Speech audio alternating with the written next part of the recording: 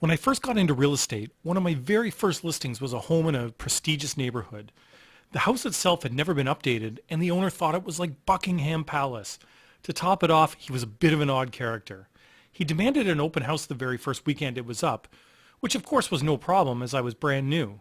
This was back in the day when I was excited to put up open house signs at 5:30 a.m. on a Sunday morning. As open houses go, it was a successful one, being that it was a constant stream of people through the house.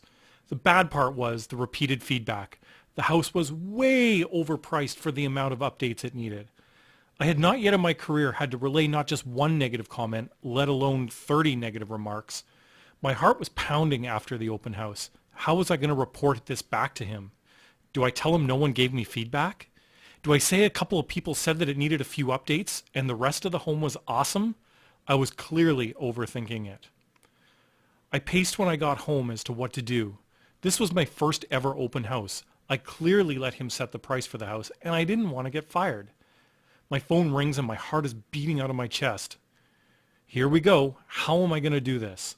I pick up the phone and say, "Hello, Sina speaking." The voice on the other end says, "Sina, this is Norm." I say, "Oh, hello, Norm. How are you doing?" I'm clearly stalling. He says to me, "Sina, I have one question for you and one question only for you." To which I reply, "Yeah, what is it, Norm?" He says to me, "Why would you paint my dining room ceiling during the open house? You were supposed to be watching the people going through the home." Silence and a long pause on my end. Sorry? Can you repeat that?" He does, and I did hear him correctly the first time. In my mind, I'm picturing myself up on a ladder in my skirt and blazer painting the ceiling. I said, "Norm, I can assure you I didn't paint your ceiling, not before, during, or after the open house." He said he could clearly see there was a difference in the paint on the ceiling, and I surely had to be responsible for it. I wanted to throw up. He was intimidating enough as it was, never mind how I was going to deal with the feedback issue. How was I going to explain and defend myself with Rico on this one? I didn't know what else to say, but I didn't do it, and I'm sorry if he thought it was me. And also, I didn't see anyone during the open house painted either.